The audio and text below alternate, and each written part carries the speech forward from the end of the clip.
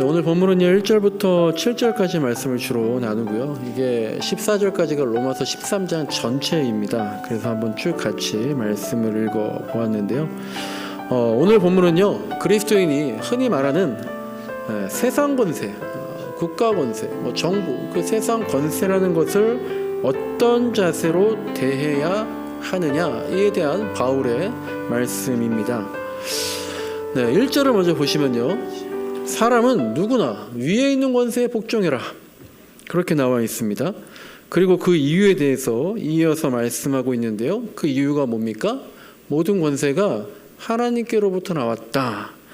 이미 있는 권세들도 하나님께서 세워주신 것이다. 그렇기 때문에 하나님께 복종하듯이 위에 있는 권세에 복종해라 라고 하는 거죠. 그리고 바울은 2절에서 이제 다시 한번 강조합니다. 권세에는 반드시 복종해야 된다. 왜 그렇습니까? 거역하는 것은 하나님의 명령을 거역하는 것이기 때문이고 그렇게 되면 심판받을 거다라는 말입니다. 이렇게만 얘기해도 여러분들 머릿속에 이미 진짜야? 라는 생각이 들고 있겠죠.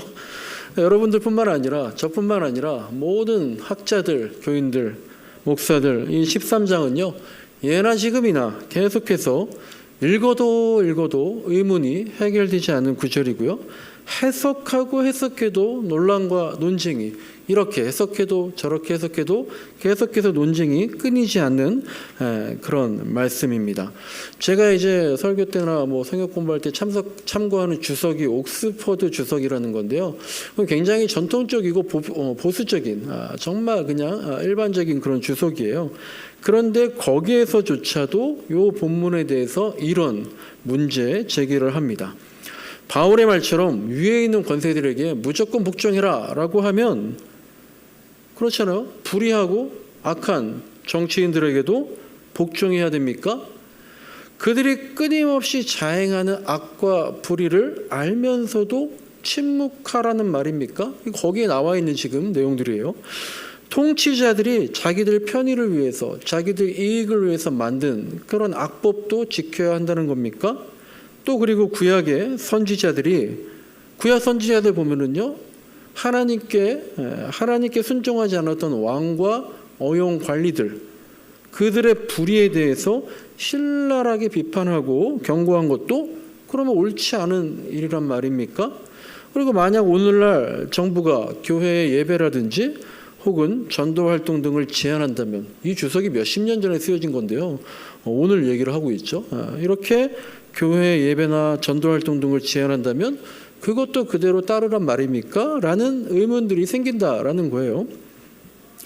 우리도 이런 비슷한 의문들이 한두 개씩 생길 겁니다. 그러니까 이 말씀을 한번 보게 되면 성경을 뚫어져라 쳐다보게 되죠. 이 말씀이 진짜 그런 의미인가라는 거죠. 그러다 보면 제가 지난주에 말씀드렸던 1차 독자네, 2차 독자네, 우리한테는 숨겨져 있지만 당시 사람들은 다 알고 있는 우리한테는 숨겨진 배경 지식인데 그 사람들한테는 공유된 배경 지식이네. 이런 거를 굳이 따지거나 이런 단어를 알지 못한다고 하더라도 당연하게 이 말씀 보다가 보면 단어 하나하나가 문장 하나하나가 바울이 당시에 로마 사람들에게 이 편지를 썼을 때에는 어떤 의미로 썼을까라는 그런 생각. 이 저자가 사도 바울이 말하려고 하는 진짜 의도는 저자의 진짜 의도는 무엇일까라는 생각이 저절로 들게 될 거예요. 그러다 보면 아마 제일 먼저 들어오는 단어가 어떤 단어입니까? 권세라는 단어죠. 권세. 이 본문 말씀에 관한 자료를 찾다 보면은요, 거의 모두가 이 권세라는 단어가 무슨 뜻인가 거기서부터 이제 시작을 합니다. 아마도 처음에는요, 저도 이제 딱 봤을 때 이 위에 있는 권세를 하나님으로 생각하면 제일 편할 것 같아요. 하나님께 당연히 복종해야지. 그런데 이제 바로 뒤에 나오는 말이 모든 권세는 하나님께로부터 나온다라고 이어져 있으니까 이 위에 있는 권세는 하나님이 아니라 말 그대로 세상 권세, 위에 있는 높은 자리에 앉아 있는 그런 국가의 권세를 말하는 게 되는 거죠. 그러면 결국 어떤 의미냐? 국가 권세에, 정부에 거역하게 되면 누구를 거역한다라는 거예요? 하나님을 거역하게 된다라는 그 뜻입니다. 그렇다면 다음으로 드는 생각은 이 권세란 단어가, 위에 있는 권세라는 문장이, 그렇지, 원어에는, 헬라어 원문에는 어떤 의미로 쓰였는지가 궁금해지는 수순일 겁니다.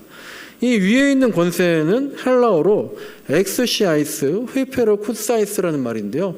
이 엑소시아이스가 권세고요. 그리고 휘페르쿠사이스가 위에 있는 이걸 말합니다.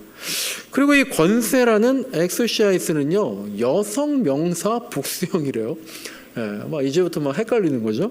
근데 이제 뭐 독일어도 옛날에 제가 뭐 고등학교 때 잠깐 배웠던 것처럼 여성 명사, 남성 명사 막 있잖아요. 근데 만약에 이 권세라는 단어가 위정자나 정치인이나 통치자, 그런 사람을 말하는 거라면 아마 남성형을 썼을 거라는 거죠. 그런데 굳이 여성형 명사를 썼다는 것은 이 권세라는 게 사람을 나타내는 게 아니라 그야말로 제가 계속 얘기했던 국가 권세, 정부 기구, 통치 기구, 이런 것들을 말하는 것 같다라는 겁니다. 그러니까 지금 우리가 읽고 있는 성경이 번역을 올바르게 한 거예요. 권세라는 단어가 밑에 3절에 나와 있는 취한관들, 4절에 나와 있는 권세를 행사하는 사람, 이런 단어와는 다르게 정부 기구, 국가 권력, 이렇게 구분시켜 놓은 거죠. 그러니까 이제 무슨 말이냐면 헬라어 원문을 뭐 이렇게 어쨌든 간에 살펴봐도 뾰족하게 다른 뜻이 있는 게 아니라 정말 이 말씀 그대로 정부나 국가에 무조건 복종하라는 그런 말이다라는 거예요. 이렇게 되면 이제 굉장히 혼란과 모순적인 상황들에 접하게 되는 거죠. 일단 요 당시, 사도 바울 당시만 해도요, 이스라엘이 어디의 식민지였습니까? 로마의 식민지였잖아요. 그래서 이스라엘의 지도자 그룹이 우리나라 옛날 일본 식민지 시절 생각하면 똑같아요. 이스라엘의 지도자 그룹이 두 개로 나눠져 있었겠죠. 하나는 나라의 독립을 위해서 위에 있는 권세, 로마 정부에 불복종하고 투쟁하는 부류가 있었겠고요. 또 하나는 로마 권력에 빌붙어서 동포들의 피를 빨아먹는 그런 부류가 있었겠죠. 그런데 바울의 이 말을 문자 그대로 적용을 한다면 독립을 위해서 로마 권력에 불복종하고 투쟁하는 그 사람들은 어떻게 된다는 거예요? 위에 있는 권세에 불복종한 것이기 때문에 하나님으로부터 심판을 받게 된다는 납득할 수 없는 결론에 이르게 되는 거죠. 또 바울의 말대로라면 우리 기독교에는요, 순교자가 있을 수가 없는 거예요. 순교자가 왜 생깁니까? 자기 신앙을 지키기 위해서 국가의 명령에 불복하다가 순교하는 게 대부분의 경우잖아요. 사도행전 12장을 보면은요, 예수님의 제자였던 야고보가 순교하는데 누구한테 순교당했어요? 당시 로마 총독이었던 헤롯 대왕, 그 식민지 총독이었던 헤롯 대왕에게 순교를 당하게 되고, 사도 중에서도 스데반이 순교를 당하게 되고, 예수님도요, 결국 네가 유대인의 왕이냐? 그렇다라고 하니까 반역죄로 어떻게 보면 순교를, 죽임을 당한 거고, 우리나라도 일제 식민지 시절에 신사참배를 거부하다가 최규철 목사님을 비롯해서 한 50여 명의 목사님들이 순교를 당했는데, 바울의 말대로라면 신사참배에서 불복해서 죽은 분들까지도 순교자가 아니라 국가정부에 불복했으니까 아주 당연하게 심판을 받은 격이 되더라라는 거죠. 지금까지의 말씀을 잠깐 정리하면요, 오늘 본문에서 말하는 위에 있는 권세란 어디라는 거예요? 국가 권세, 정부가 맞다라는 거예요. 모든 권세는 하나님으로부터 나오는 거니까, 그러니까 이 국가라는 공권력도 하나님이 세워주셨다는 걸 인정해라. 그러니까 정부의 방침에 불복하는 것은 하나님을 거역하는 것이고, 그렇다면 심판을 받게 된다. 그런데 그렇게 생각해 보면 구약의 선지자들도 그렇고 신약의 제자들도 그렇고 신사참배를 거부하신 분들도 그렇고 이해가 안 되는 부분들이 너무 많다. 여기까지 말씀을 나눈 겁니다. 그래서 1절과 2절 이 말씀을 많은 신학자들과 목사들 그리고 그리스도인들이 어떻게 해석을 했겠어요? 간단하게 결론만 말씀드리면 이 바울의 말 그대로 이해하지 않기로 했다라는 거죠. 그 말은 즉 만약 통치자들이 국가가 정부가 하나님의 주신 권세를 내세워서 자신들의 이익을 꾀하거나 악한 일을 도모해서 그런 불의한 일들을 명령하게 되면 거기에는 복종하지 말아라. 복종하지 않아도 된다. 정말 거의 모든 사람들이 이렇게 결론을 짓습니다. 제가 알기로는 그 어떤 사람들도 이 말씀을 문자 그대로 해석하지 않아요. 보수건, 진보건 간에 국가 권세에 무조건 복종해라? 아무도 그렇게 말하지 않습니다. 그렇다면 이제 그 권세가, 국가가, 정부가 의로운지 불의한지, 내 성향에 맞는 국가인지, 내 성향과 다른 정부인지, 거기에서 해석이 달라진다라는 거예요. 그래서 어떤 사람은 지금 정부는 하나님께 불의하다, 불복해야 된다, 저항해야 된다, 이렇게 말하는 거고요. 그래서 또 어떤 사람은 지난 정부가 불의하다, 청산해야 된다, 책임을 물어야 된다, 이렇게 말하고 있는 거죠. 이 두 부류 모두 공통적인 게 있죠. 뭡니까? 성경의 말대로 따르지 않고 바울의 말을 문자 그대로 읽지 않고 새롭게 해석을 해서 따르고 있다라는 겁니다. 많은 궁금증들이 있는데 그걸 뒤로 하고 3절부터의 말씀을 보겠습니다. 3절과 4절 말씀을 보면은요, 이게 아마도 왜 1절과 2절 말씀처럼 권세에 복종해야 되는가, 그 이유에 대한 부연 설명이기도 한 것 같은데요. 3절의 치안관들, 개역개정에는 다스리는 자들, 공동번역에는 통치자, 헬라어로는 아르콘이라고 해서 관원이나 위정자를 말하는데, 어쨌든 이 권세를 행사하는 사람들은 두려운 존재들이 아니다라는 거예요. 이 말은 무슨 뜻이냐면요, 그들은 틀리지 않았기 때문에 그들을 거역할 이유도 없고 거역하면 안 된다는 거예요. 그들은 틀리지 않았다라는 거죠. 왜 그런가 하면, 만약 우리가 선을 행한다면, 우리가 착하다면, 우리가 제대로 척하게 선한 일을 하면 그들을 두려워할 것도 없고 거역할 것도 없다라는 거예요. 오히려 그들에게 칭찬을 받을 테니까 두려워할 필요가 없다. 4절을 보면 또 그 권세를 행하는 사람들은 우리에게 유익을 주려고 하는 사람이지, 괜히 아무 일이나 칼을 휘두르는 사람이 괜히 이유도 없이 잘못된 의도로 공권력을 휘두르는 사람들이 아니다라고 하는 거죠. 왜냐하면 그들은 하나님이 선택한 일꾼이라는 거예요. 그래서 그들이 나쁠 리가, 악할 리가 없다라는 겁니다. 국가 권세는, 정부는, 위정자들은 절대로 나쁜 의도를 가지고 있지 않다. 바울이 지금 그렇게 말을 하는 건데, 근데 성경만 봐도, 구약을 보면 그 수많은 왕들이, 위정자들이 결국 처음과 달리 부패하게 되고 악해지게 되고, 신약을 봐도 예수님의 제자들조차도 처음과 다르게 예수님을 배반하게 되는데, 유독 이 로마의 통치자들, 권세자들은 우리에게 유익을 주는 하나님의 일꾼이기 때문에 악할 리가 없다.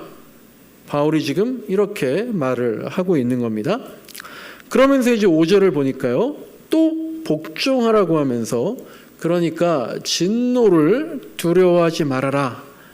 이 말은 나쁜 일을 하지 말고 나쁜 일을 하는 자에게만, 그렇잖아요, 나쁜 일을 하는 자에게만 진노가 임하는 거니까 나쁜 마음을 품지 말고 양심을 생각하고 양심대로 행하면서 복종해라.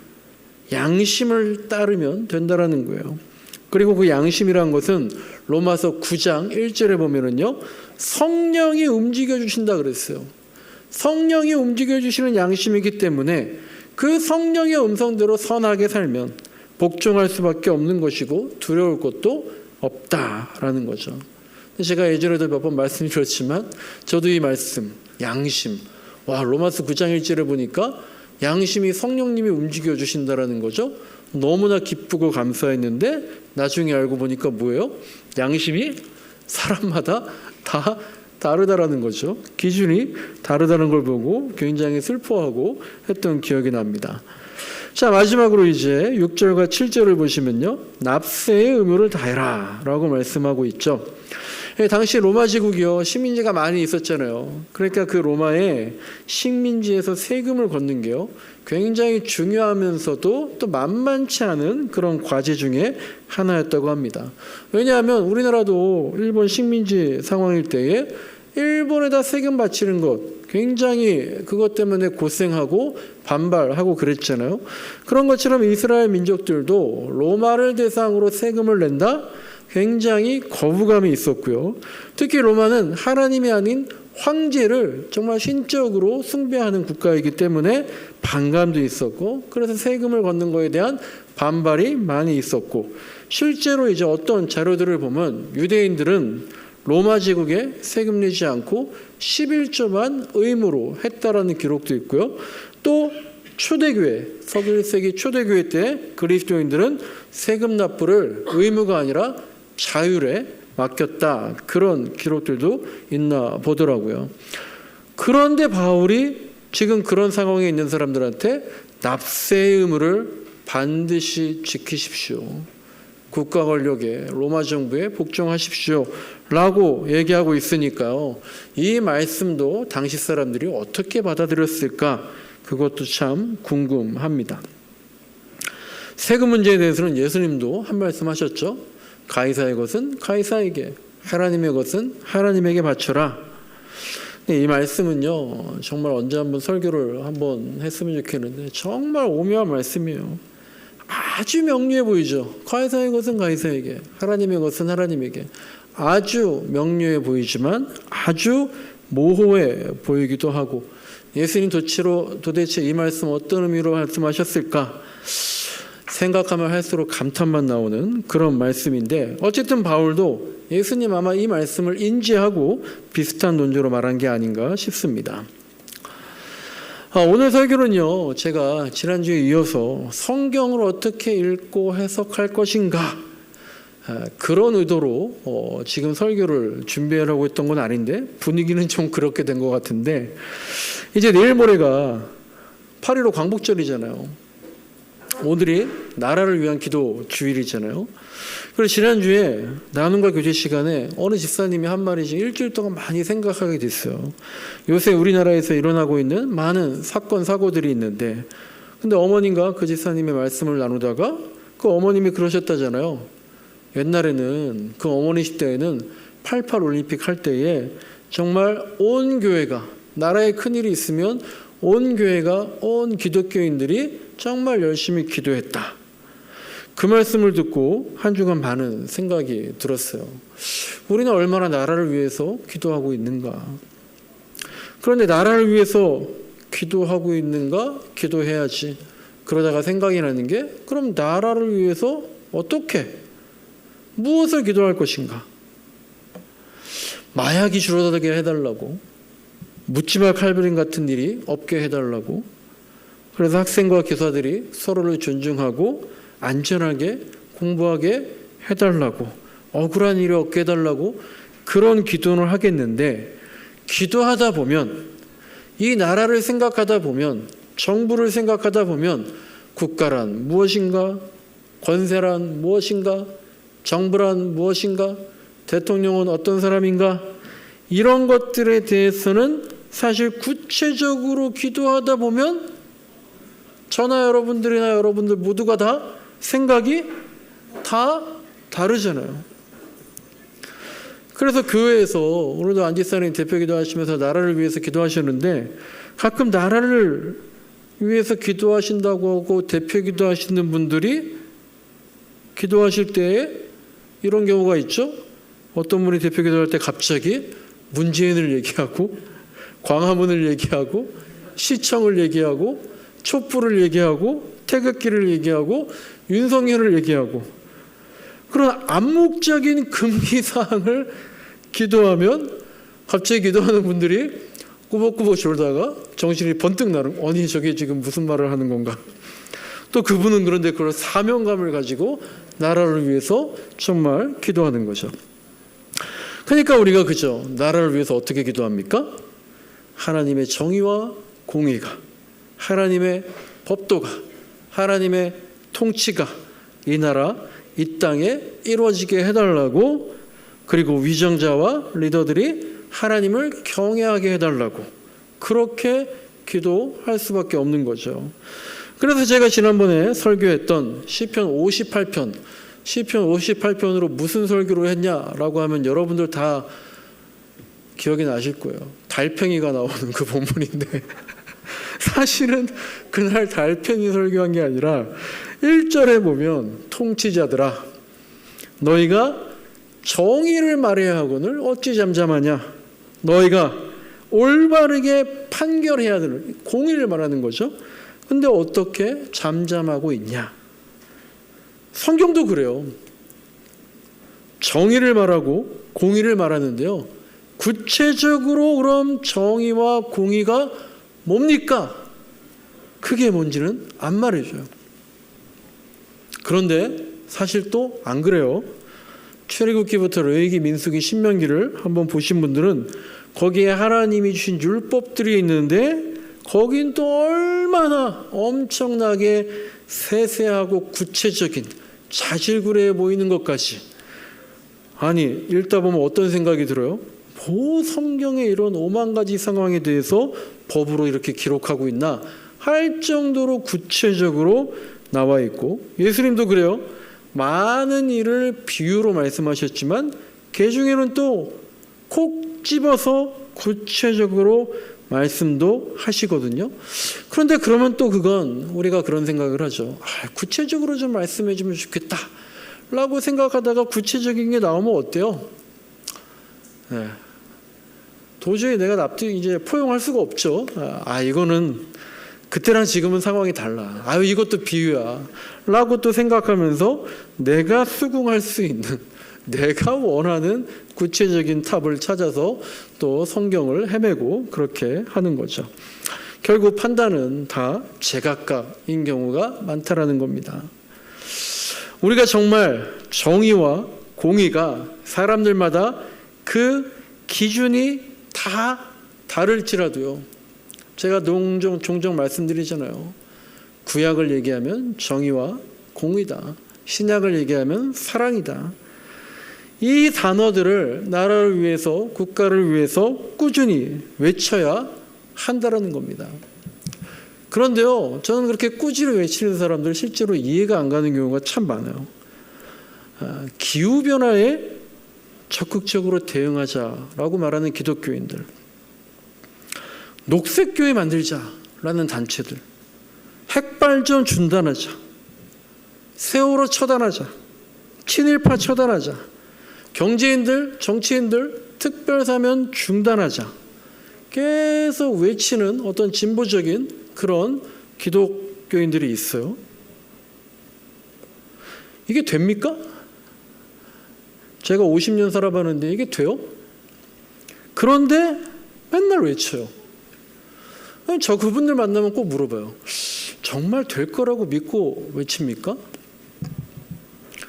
근데요, 된다는 기준, 된다라는 기준, 되었다라는 기준, 될 것이라는 기준, 그 기준이 다 달라서 그래요. 예수님께서요, 뭐라 그러셨습니까? 하나님 나라가 이미 가까이 왔다. 그렇게 말씀하셨는데 왔어요? 아직 안 온 거 아닙니까? 그런데 신학자들은 이미 왔다라는 거예요. 근데 학자들이 정말 짜증나게 하죠. 이미 왔다. 근데 그 뒤에 뭐라고 덧붙여요? 하지만 아직 오지 않았다. 이미 왔는데 아직 오지 않았다는 거예요. 하나님의 정의와 하나님의 공의와 예수님의 사랑이 통치하는 나라, 하나님 나라, 그게 옵니까? 예수님 때도 안 왔어요. 예수님도 못하셨어요. 그런데 예수님 때에 그 나라를 본 사람도 있다는 거예요. 하나님 나라가 물리적으로는 안 온 것 같은데 예수님을 보니까 예수님을 통해서 하나님 나라를 보고 체험한 사람도 있다라는 거죠. 그러면 예수님은 못하신 겁니까?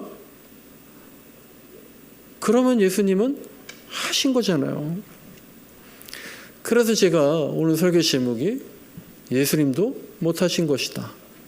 예수님도 못하신 것인가? 라고 그렇게 제목을 적은 겁니다. 하나님 나라 정의와 공의와 사랑 옵니까? 근데 왜 외쳐야 됩니까? 근데 이미 왔습니까? 혹은 아직 오지 않았습니까? 이것들을 우리가 꾸준히 기억하고 외쳐야 되는 거예요. 말씀을 마칩니다. 나라를 위해서 기도합시다. 정말 국가를 위해서 기도하는 거. 이게 정말요. 저도 그러니까 80년대, 90년대 신앙생활 했을 때, 중고등학교 때, 대학교 때 정말 우리 어머니 시대 젊어서셨을 때에 정말 나라를 위해서 많은 기도를 했다라는 거예요. 국가가 지향해야 될 것들 포기하지 말고 기도를 하고 하나님 나라를 위해서 기도하는 것 포기하지 말아야 되고 그래야 될 때다라는 거예요. 오늘 본문 11절 말씀 보면은요, 자다가 깰 때가 벌써 되었다라고 나와 있어요. 이 말씀은요, 임박한 종말을 말하는 것이겠지만, 그런데 2000년이 지나도 눈에 보이는 종말은 오지 않았는데, 우리가 종말론적인 신앙을 가지고 오늘이 마지막이라고 지금 깨어있을 때라고 이 나라를 위해서 기도하는 것, 그러면 보이지 않는 것 같아도 오지 않은 것 같아도 어느 날 볼 수 있는, 어느 날 이미 와 있는 그것을 체험하는 하나님 나라가 이미 왔다. 이걸 우리 평생에 단 한 번만이라도 체험하는 저와 여러분, 우리 동행 한빛교회 모든 성도들 되시길 간절히 소망합니다.